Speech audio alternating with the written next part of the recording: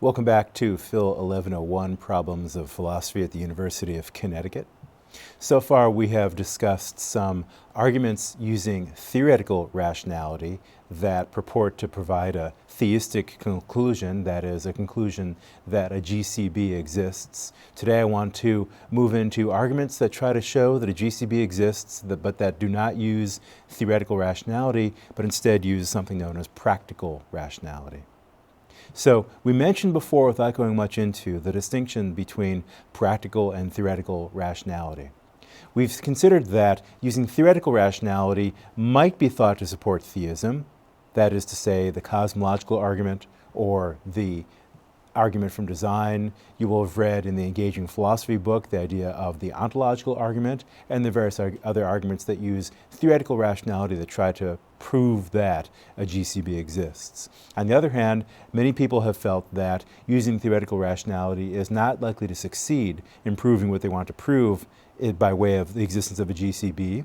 And so a number of people have thought that a perhaps more effective route will be one that uses practical rationality, that is, something that tries to show not so much that belief in a GCB is justified by evidence, either a priori or a posteriori, but rather that somehow believing in a GCB is justified because it's in one's best interest to hold it. It's most prudent or practically rational to hold a belief of that kind. That's one way in which some theorists have tried to justify belief in a GCB. And it might be what people mean when they say, if you confront someone who's a theist, for example, and you have an argument with them and you find that their reasons for believing in a GCB are not entirely compelling, sometimes you'll get a response from them that goes roughly along the lines, well, you've got to have faith. But that notion that you've got to have faith is itself ambiguous. What sort of have to or gotta is in question here? Is the idea that somehow I'm under a moral obligation to have faith? And if so, why? Is it, or is there some other kind of reason that I've got to have faith? In which case, what is that reason? If I question someone's belief in the tooth fairy or Santa Claus and they say, well, you've got to have faith, the answer might not seem very satisfying because the question is, why do I have to have faith? What good is having faith in a situation that pertains to believing in Santa Claus or the tooth fairy? If the situation is different with GCB, how is it different? Today what I want to focus on is one way in which it might be different, that is concerning practical rationality. So now, this brings us to the work of the philosopher-mathematician Blaise Pascal, whose dates were 1623 to 1662. He was both a mathematician and a philosopher. He was also an inventor. He invented the first calculating machine. He invented the syringe.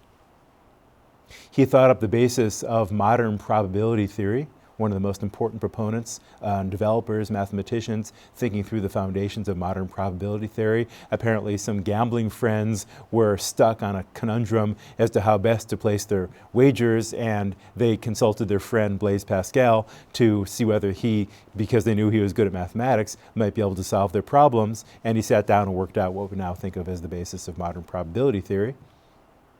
And he's famous for what now is known as the wager, or Pascal's wager, which is a distinctive attempt to try to justify belief in a greatest conceivable being.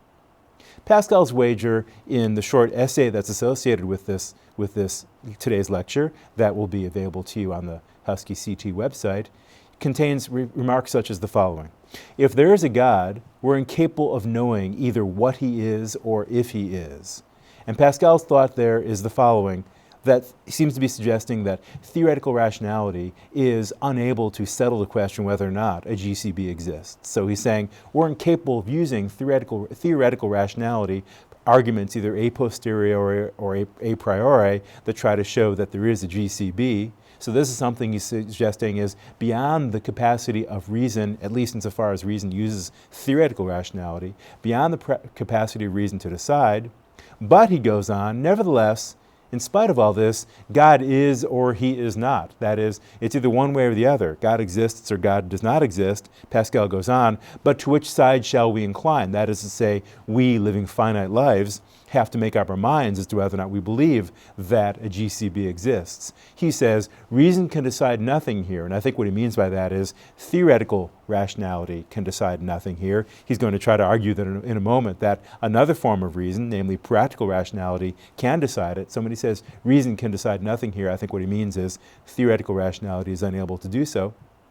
He goes on and says, a game is being played. That is to say, it's as if we're in a gambling situation. That is to say, we've got to make a choice as to whether or not a particular horse will win. In the case of the afterlife, make a choice as to whether or not, when we pass away, we'll find ourselves confronted with a GCB who is deciding what to, perhaps is deciding what to do with us in the afterlife. That's what he seems to mean when he says a game is being played, where heads or tails will turn up. Heads perhaps being a GCB exists, tails perhaps being a GCB does not exist. What will you wager? So Pascal is trying to put you in a situation of having to make a choice. He wants to make you realize that you're under pressure. You can't just put off the decision. You either need to believe or refrain from believing, and Pascal wants to argue that that could potentially have powerful implications, very far-reaching, perhaps eternal implications for what happens to you in the future. So when he says you must wager, you don't have a choice as to whether or not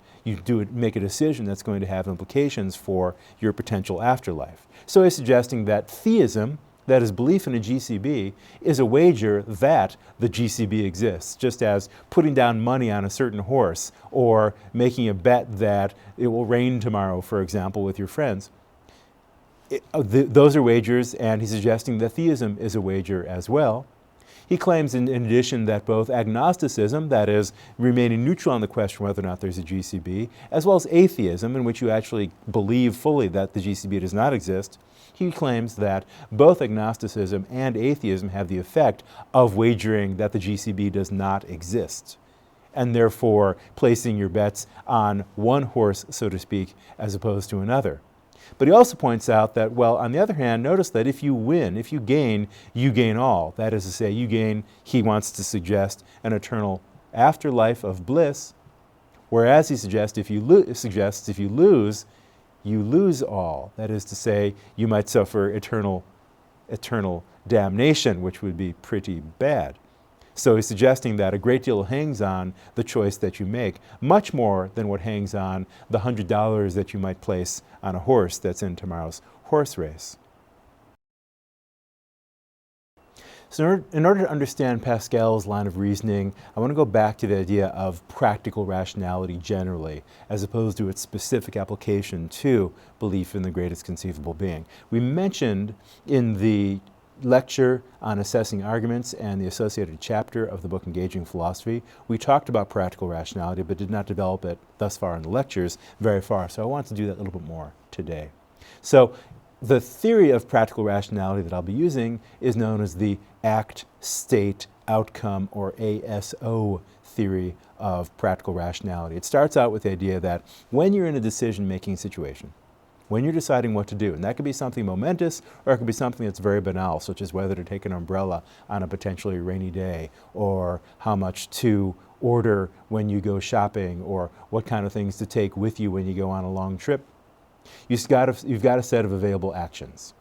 In a given day, you've got, should I take the umbrella? Should I dress for hot weather? Should I wear a raincoat?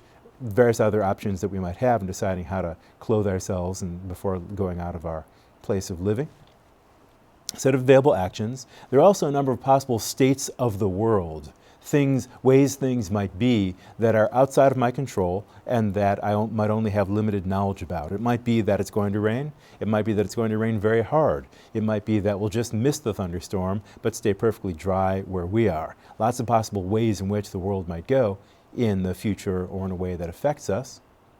Also, when we put together our available actions together with the possible states of the world, we have what are known as outcomes. So, in a situation in which my action is take an umbrella, and the state of the world is one in which it does in fact rain after all, I have the outcome of I'll probably stay dry because I'll use the umbrella if it rains. Whereas in a state of the world in which I took the umbrella, but it did not rain, I'm burdened with an extra piece of stuff on me, namely an umbrella, that I don't need. It's going to weigh me down a little bit and be a little bit annoying, although not terrible perhaps.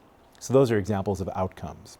And when I have these outcomes that I'm contemplating and deciding what to do, I assign, generally speaking, a value ranking to each of these possible outcomes, which ones I like more and by how much. I rank them and I try to put them in a certain kind of distance from each other in order to figure out how much I care about or like or dislike the various outcomes. These altogether come in the form of the ASO, or act, state, outcome conception of decision making.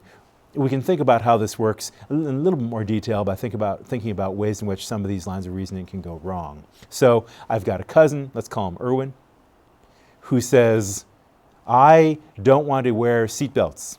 And I've actually got a note from my doctor that I carry around in my car giving me permission to go without seatbelts. Because, well, why? Because Erwin says, well, it's possible that I could go off the side of a road when I'm driving across a bridge, go off the bridge, end up at the bottom of a river or a lake, and be unable to get out of my car because I'm locked in my car with a seatbelt that for some reason malfunctions and doesn't let me out. In that situation, I would drown.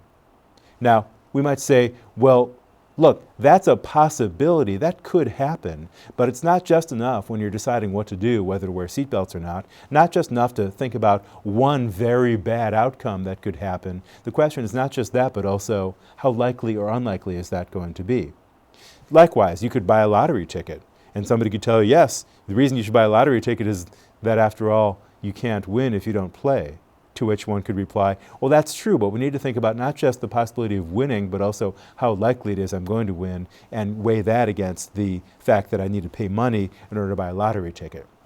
The very fact that something very good or very bad could happen under certain circumstances does not make it rational for me to do anything at all thus far. I need to balance those considerations out against the other things that are possible outcomes of my actions, and in particular what's likely or unlikely to occur. Likewise, people often commit what's known as the person who fallacy. We often hear people say things like, I have a friend who smoked all his life and never got cancer, or I know people who never used seatbelts and never had an accident. The so-called person who fallacy is one that we need to avoid, just because the fact that that person might have been lucky because they smoked for 40 years, a pack a day, and never got cancer, doesn't show that it's reasonable for us to do the same thing. The question is not just that a good thing or a bad thing might happen or fail to happen, but again, also how likely or unlikely those outcomes are. So we can think about how this methodology of the act-state outcome system works by thinking about an example. Suppose we're deciding whether to go to the beach, perhaps considering renting a beach house with our friends for one part of the summer. So here's a little matrix. On the left column, you've got your possible acts, either taking a beach vacation or not taking a beach vacation. And I should mention that when we're deciding what to do, it's up to us, if we formulate a matrix like this, it's up to us to decide how many rows we want to add to a column on the left. We might say, distinguish not just between taking a beach vacation and not. We might say, take a beach vacation with 5 or more friends, or take a beach vacation with 5 or fewer friends, or don't take a beach vacation with more than 5 friends. There are various ways in which we might fine-grain these different choices that we have, so to speak, but I want to keep things simple for now. Let's just distinguish between taking and not taking a beach vacation. And then as we go along the top side of the matrix, we've got 2 different possible states of the world. Namely, during the week that we're contemplating being at the beach, we can either have lousy weather or decent weather, where decent weather is decent enough to spend at least a fair number of days, majority of days, outside enjoying the beach, or lousy weather, not quite enough good weather to spend enough time out on the beach enjoying it. Again, you could also fine-grain these columns in such a way as that you could make more fine, precise discriminations between decent and lousy. You could say, for example, maybe we should have 4 such columns: very bad, bad, acceptable, and pleasant weather. But again, I want to keep things simple for now in order to make the general point. With these 2 elements taken together, acts and states, we then can see in the middle of the matrix 4 different boxes that talk about outcomes. Well, in a situation in which we take the beach vacation and have lousy weather, we go to the square in which they meet, so to speak, and we see lost time and money. That is, we took a beach vacation, we spent some time, maybe took off work or did something else that prevented us spending our time doing something else. And we had to spend time to rent the house or maybe also to get to our location and so forth. So we lost money, we lost time. We also had lousy weather, so we weren't able to enjoy the beach very much. If we go one box to the right, we say, okay, we took a beach vacation, but we had decent weather. We still spent time and money, but we also had fun. A lot more fun than we would have in a week in which we spend time inside because it's pouring for most of the days outside on the beach. Going down a row, we go to the decision which we don't take a beach vacation. Well, moving to the right for outcomes, under lousy weather we have, well, we've got no loss of time or money. We spent our time doing something else. We didn't spend any money going to the beach, of course, but we didn't have any beach fun. We were back at home in our city or suburb or farm or something away from the beach. But if we have decent weather and we don't take a beach vacation, then sure, we've got no loss of time or money, but we might very well regret the fun that we would have had we been able to go to the beach under those circumstances. So this is so far qualitative, not quantitative. We can see how these different acts, together with the different situations, states of the world, give us implications for the outcomes. We now need to think about how to, so to speak, rank those outcomes. How much would you like or dislike them? Well, you've got to decide how much you like or dislike them. I'm just telling you my subjective opinion here about how things would go for me. I'm going to say the top number is my favorite, and things will go down from there, where 1 is my least favorite. So I say I'm going to give 4 to an outcome in which I took a vacation and I had decent weather. A 3 to an outcome in which I decided not to take a vacation and there was lousy weather that week. A 2 to an outcome in which I had decent weather but didn't take a vacation. No loss of time and money, but I did regret the fun that I would have had. And the worst situation is one in which I take a beach vacation and had lousy weather. You can put your numbers differently. These are just numbers that make the most sense for me, how much I would like or dislike these various outcomes. Now, to take the next step in using the act-state outcome method for decision making, I want to begin to take into account, as we mentioned before, not just how much I would like or dislike the outcomes, but also what are the probabilities of the different states of the world being as I suggested that they are. I'm also going to modify my numbers a little bit for these outcomes in order to indicate not just my preference ordering, but also how much more I like one over the other. So I've changed my first choice. I'm now putting things on a scale of 1 to 10. My first choice into a 10 on a scale of 1 to 10. My last choice into a 1. My second choice into a 6. My third into a 4. And I consult historical weather patterns to determine that this time of the summer, perhaps, the chances of lousy weather are 50%, the chances of decent weather are, of course, also 50%. Now I begin to, so to speak, multiply through, because I want to take into account not just these possibilities, but how likely they are, and that's going to allow me to weigh the different outcomes appropriately. I can weight them in light of their likelihood or unlikelihood, as the case may be.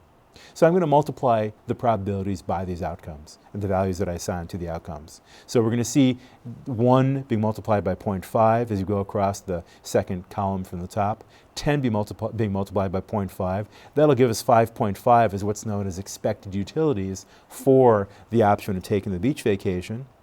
The same method for the second option, not taking the beach vacation, is going to give us 5, because we've added 6 times 0.5 to 4.5, 4 times 0.5, giving us 5. So these numbers in the right column are known as expected utilities. That is a value I assign that's modified by the probabilities that I have for the various outcomes, various states of the world.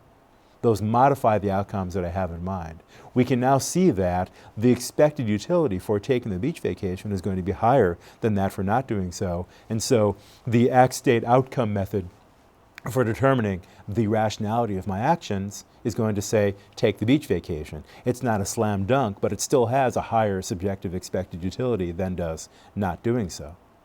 That seems to show that it's reasonable to choose to choose the beach vacation.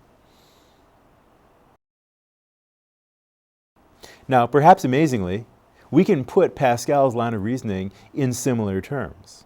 That is to say, Pascal, and I'm sure you've heard this thought before, that somebody might have told you should be a theist, not because they can prove to you that a GCB exists, but rather because they say, well, you want to hedge your bets.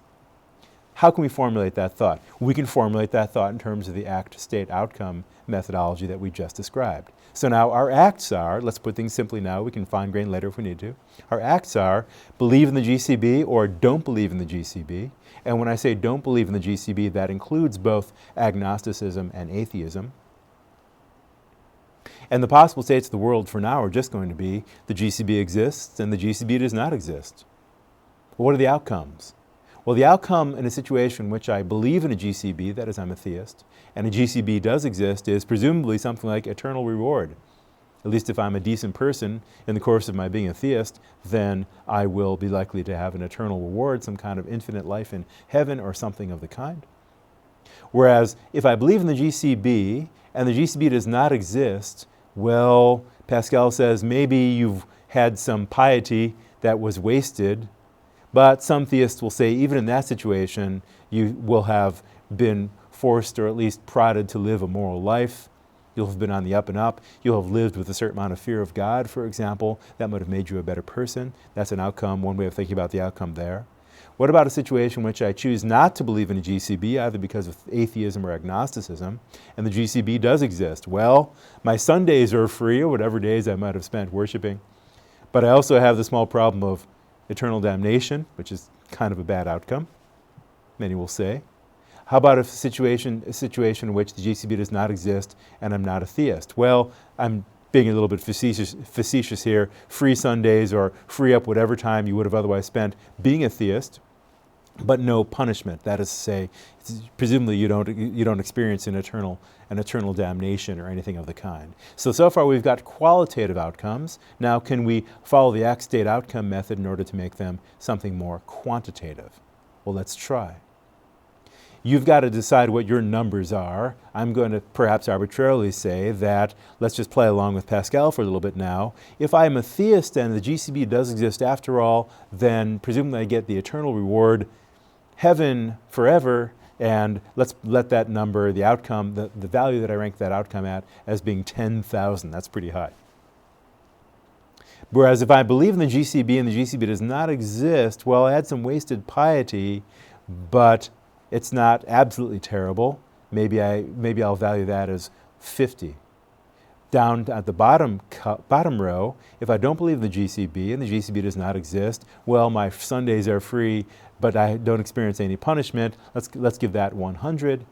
And if I don't believe in GCB and the GCB does exist, well, that's very bad. Perhaps my Sundays are free, but I experience eternal damnation. That's a very bad outcome. But Pascal, as well as anybody thinking about the act-state outcome methodology for decision-making, is going to say it's not enough just to think about these. We, of course, have to think about the probabilities of these different states of the world. And where the power of Pascal's reasoning comes in here when he says, look, even if there's only a 1% chance that there is a GCB, and a 99% chance, of course, that the GCB does not exist, look what happens. Multiply these things through. You will see that 10,000 times 0.01 is going to be 100. 50 times 0.99 is going to be 49.5. And so your expected utility for theism, that is belief in the GCB, is 149.5, whereas your expected utility, multiply and add, for the bottom row is going to be merely 99.01. That's a pretty big margin. So look what Pascal can say now. He can say, even if there's only a 1% chance that there is a GCB, it's still in your best interest, practically rational, to be a theist.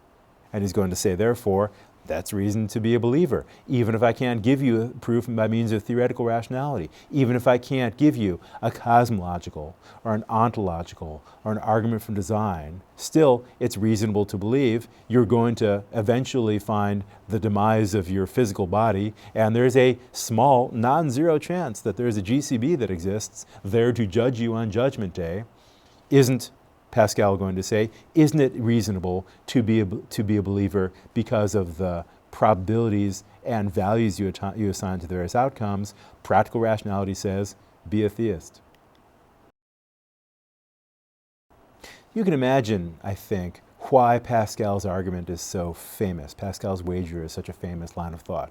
It's got some power. Many people are impressed with the thought that even if there's a tiny chance that there is a GCB, and you can look back at that matrix that we just considered and notice that depending upon how much you value the outcomes, you can even get an outcome that favors theism if the probability of the existence of a GCB is smaller than 1%. It might be very, very small. So long as the value that you attach to eternal bliss is high enough, it'll still be reasonable for you to believe in a GCB. So many people have been impressed with Pascal's wager and thought that it's one perfectly reasonable support for theism, even in the absence of theoretical rationality and its ability to support theism. But there are questions that we might want to ask Pascal in order to figure out whether this is an ultimately satisfactory line of thought. First of all, many people have wondered, and Pascal himself in the essay that you will have read considers the following question.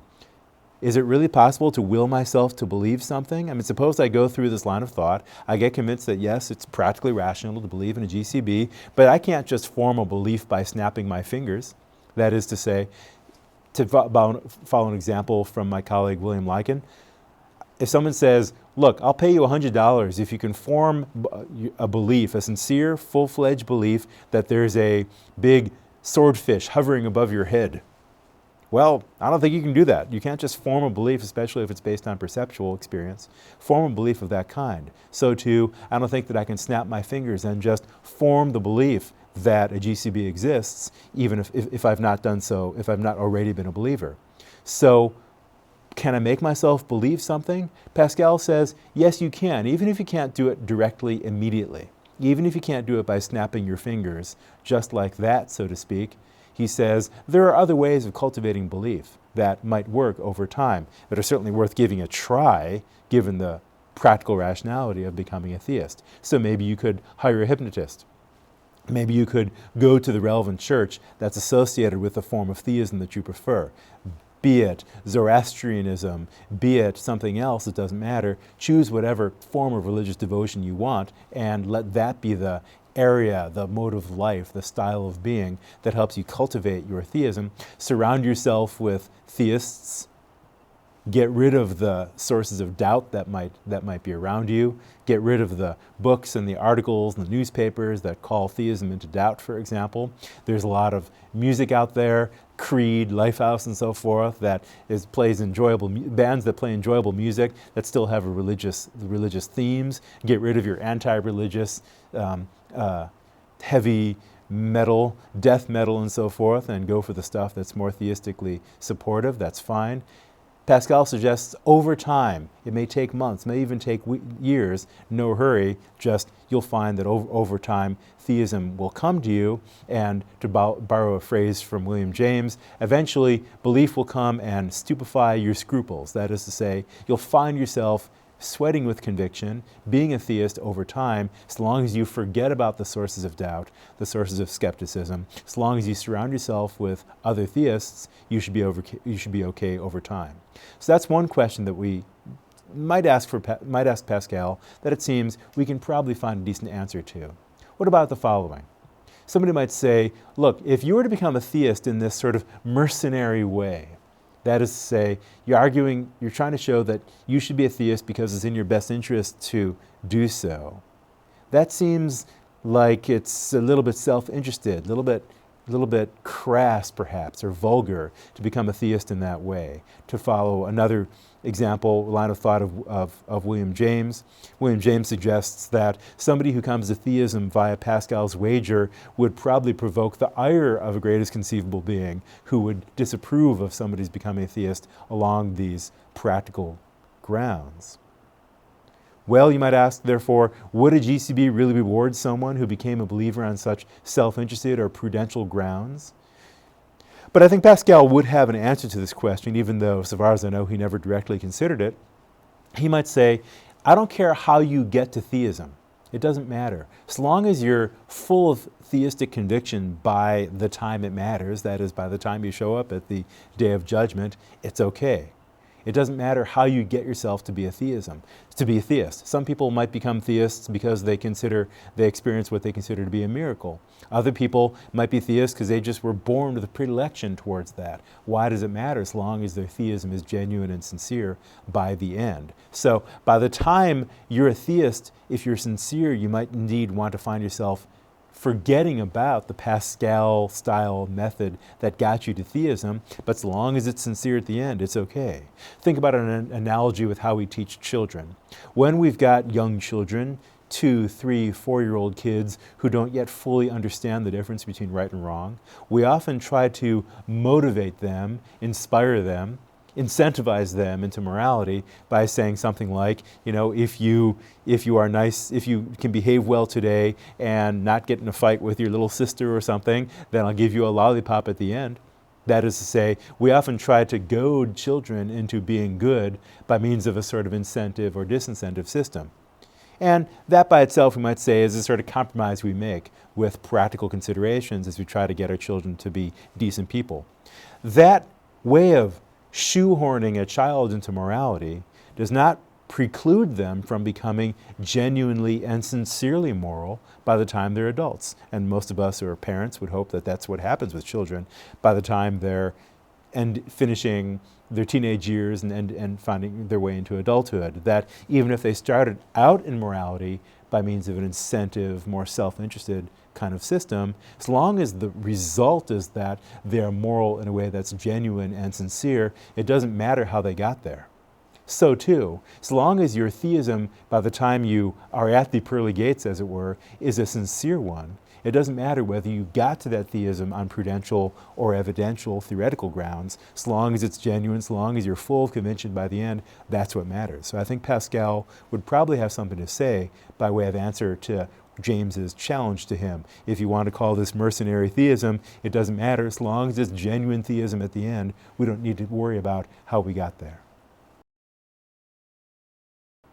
So we've considered two objections to Pascal's wager, one concerning the question whether it's possible to form a belief in light of his considerations, another considering the question whether or not a belief thus formed is in a sense mercenary and therefore not legitimate. We've argued that perhaps Pascal would have adequate answers to both of those challenges. Here's another challenge that might cut a little bit deeper though. This is known as the many gods problem. James Cargyle, in an article from the 1960s called Pascal's Wager, asks, putting it sort of tersely, how do we know that the possible owner-operator of the universe is the sort of being who will send religious people to heaven? That is to say, there are a number of questions that are associated with this brief remark. One of them is, yeah, there's a possible state of the world that has a GCB that rewards with eternal bliss all and only people who believe in the GCB, but on the other hand, there might be a very great being, perhaps not the greatest conceivable being, but still a very great being who's possible, that will send to eternal damnation those people who believe in the GCB, a sort of anti-GCB, as it were. That seems like a possibility too. If there's a possibility of a GCB, there's also a possibility of a, let's call, an anti-GCB.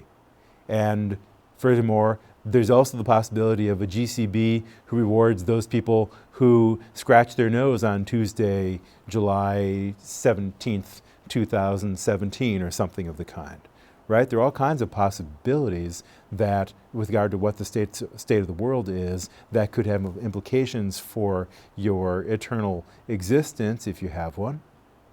So we need to think about what that would imply as to whether it's more practically rational or not to believe in a GCB. Let's think about this in terms of our matrix. I'm adding a couple more columns now. So in addition to the 1% column that says the GCB exists and likes theists, that is to say rewards theists with eternal bliss, we also want to rule in the possibility that there's a GCB that exists, or an anti-GCB, whatever you like to call it, that exists that dislikes or even hates theists, so that if you're a theist in believing in a GCB, then this entity will send you to eternal damnation. Or another possibility that there's no GCB that exists at all. Let's suppose that the GCB existing, the pro-theist GCB, and the anti-theist GCB have an equal likelihood of existing, 1% in each case. Let's now run through our numbers for keeping the same utilities that we ascribe to the outcomes as before, and we're going to get 10,000 times 0.01 plus 1 times 0.01 plus 50 times 0.98, giving us 149.01. Compare that with what happens if we're non-theists, that number is going to be the same, 149.01. Again, I need to caution you, my own utilities, 10,001, etc. I'm putting here 50, I'm putting here as a just subjective expression of my own preferences. On the other hand, you'll be wanting to put in your own numbers in order to figure out what this possibility implies for your own line of reasoning. But at least for the probabilities that I'm stipulating here, as well as the values I assign to the various outcomes that I'm stipulating here, I'm going to get that it's just as rational to be a theist as it is to be a non-theist. That is to say, there's nothing particularly compelling about theism if we're talking about practical rationality. Again, you might have a different set of subjective expected utilities based on different values you assign to the outcomes, but you need to be honest, you need to be consistent, and think through what these implications are before looking at the overall column on the far right so that you don't stack the deck in favor of a certain conclusion. But if that's right, then notice that Pascal's wager is, if you don't get radically different numbers from the ones that I get, Pascal's wager is much less compelling than meets the eye at first, because now it seems that if you take into account the various outcomes, different states of the world with regard to the existence of a GCB, anti-theist GCB, etc., it's no longer clear that the practically rational thing to do is to be a theist. So this is known as the many gods objection. If there's one God, as it were, who rewards theists with eternal afterlife, there's also the possibility of another one who rewards theists with something quite different, something much worse. And so why is it more rational to believe in the one than it is to believe in the other? The many gods objection is one that I want to suggest is a powerful challenge to Pascal's wager, and perhaps is a more powerful challenge than the other ones that we've considered. Furthermore, as by way of a final question we might ask Pascal, we've taken it for granted so far that eternal life is something that would be, at least in heaven, is something that would be very good. So to quote from Matthew, "And these shall go away into everlasting punishment, but the righteous into life eternal." And the suggestion is that eternal life, at least in heaven, will be a very nice thing. But we might wonder whether that goes without saying.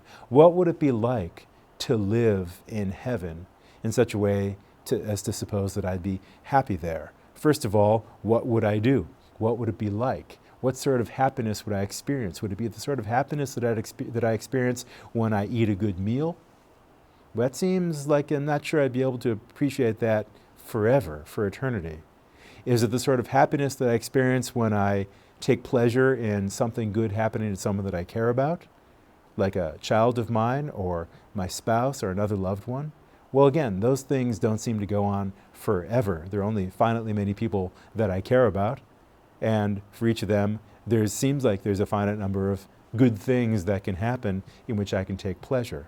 What about activities that I find valuable? Learning something, challenging my mind in such a way as to expand it with a new subject that I'm finding myself excited about, some area of history or science or literature. Those are all great, but again, it's not clear how I could do that for eternity.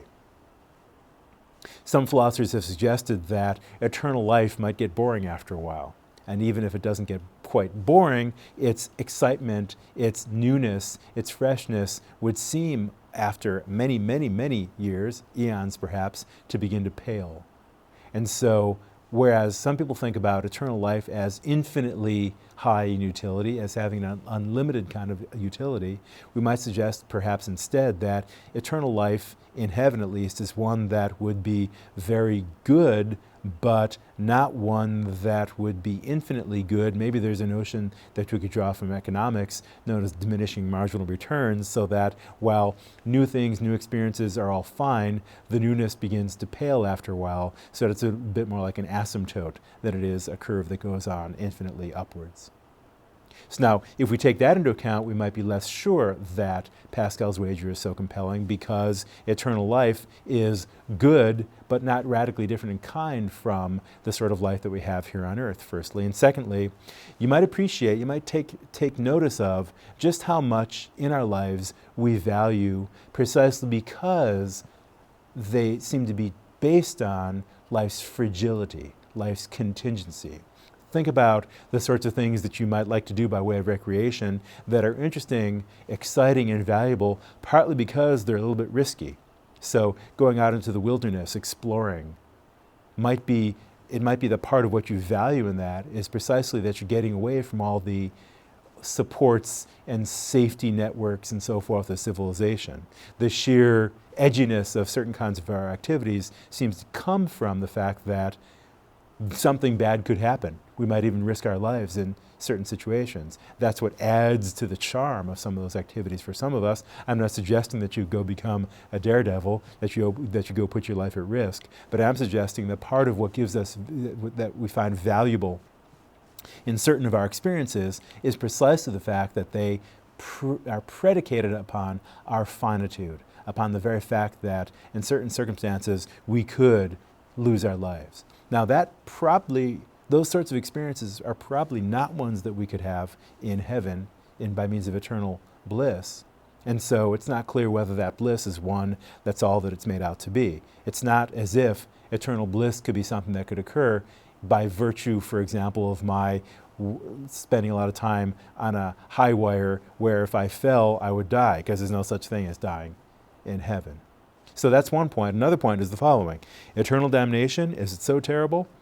That is to say, we're often described, or have described to us, eternal damnation as something that involves a huge amount of torture and physical pain.